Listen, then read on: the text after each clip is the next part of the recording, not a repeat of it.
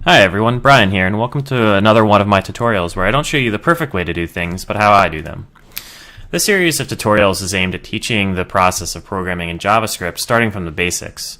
So prior programming experience is not needed to follow along with these tutorials, which start at the very beginning. It helps to have some prior programming experience, but you should be able to follow along with these tutorials if it's your first foray into the field of computer programming. All the tutorials here will be based on executing the programs on Windows. So there might be some differences noted throughout if you're a user of another platform, but there shouldn't be any extreme differences in learning the actual skills. In this first tutorial, we're going to learn how to set up your computer environment for a successful beginning to your programming journey. So the first thing we want to talk about is the editor. In order to write code, we have to have something to write that code in. Technically speaking, we can write code in anything that lets you type text into a file and save it. However, there's a myriad of programs out there that provide all types of benefits to help you write code.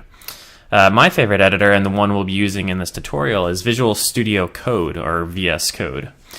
This editor is an open source project developed by Microsoft that runs on all three platforms, Windows, Mac, and Linux.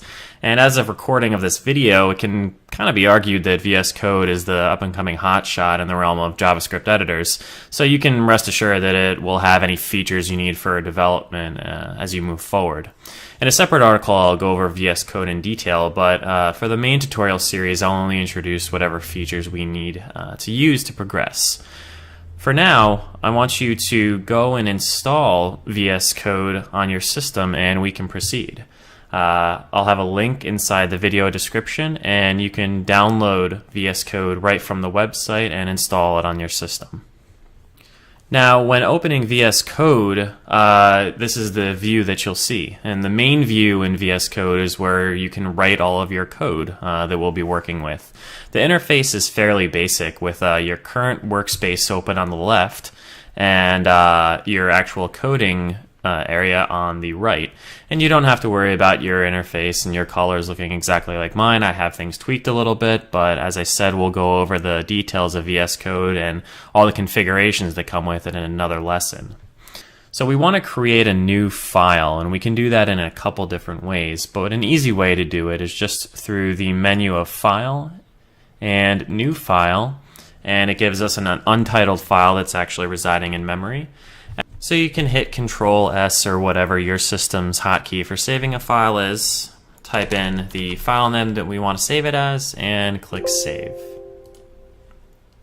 Now we have a JavaScript file that we can use to code our exercises in. Now the main use for JavaScript that most people think of is when you use it in the browser, where JavaScript helps with performing tasks on a website. There's also a program called Node.js, and that's a program that allows JavaScript files to be run directly from the command line of a computer. And so this is used for a lot of different tasks, but the thing that it'll help us do is test our JavaScript files directly on our computer without having to set them up in a web page and have them run from there. So let's go ahead and get the environment set up to run JavaScript files from the command line. So you can download Node.js right from the website, and again, I'll have the link in the video description. And you can download the current version of Node.js that has all of the latest features. Once you have Node.js downloaded and installed on your system, you want to go ahead and close and then reopen again Visual Studio Code. And this is so that the built-in command line for VS Code can recognize that Node has actually been installed. Next, we want to open up VS Code's integrated command line, or its terminal, with the appropriate hotkey. On Windows, it's Control backtick. Once you hit that, you should see something similar to what we're looking at now, where you have a prompt and you can type in anything next to it. And this is our integrated terminal within VS Code. And it's really useful because it lets us issue all of our commands right inside of VS Code without having to switch to another window in order to type in terminal commands. Now the command line or terminal inside of VS Code or on your regular system or wherever you're executing it, the command line actually refers to a computer program that lets you type in commands directly to the computer. And so this is a way for you to interface with a computer without going through the actual user interface of a program. You can tell the computer to do all sorts of things, and there are operating systems out there that exist without a user interface at all, and all of the commands are done through the command line. It's a very powerful thing that has a ton of features, really, that allow you to interact with your system.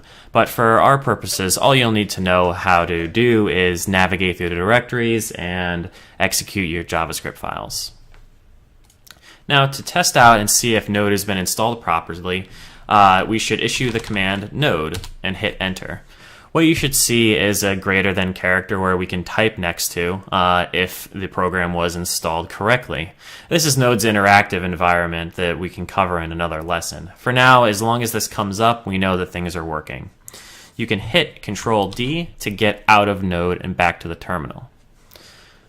When you open the integrated terminal of VS Code, you should be in the same directory that you created and saved your new JS file in. If not, you can use the cd command to move to the directory you saved your new file in. So cd is a command that lets you change the directory of where you're in your terminal. Your terminal has a location every time it's running.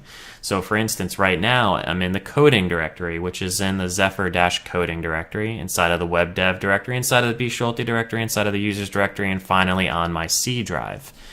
To move around the directory structure, we can use the cd command. And cd ... allows us to go up one step, and you can see now we're in the Zephyr-coding directory.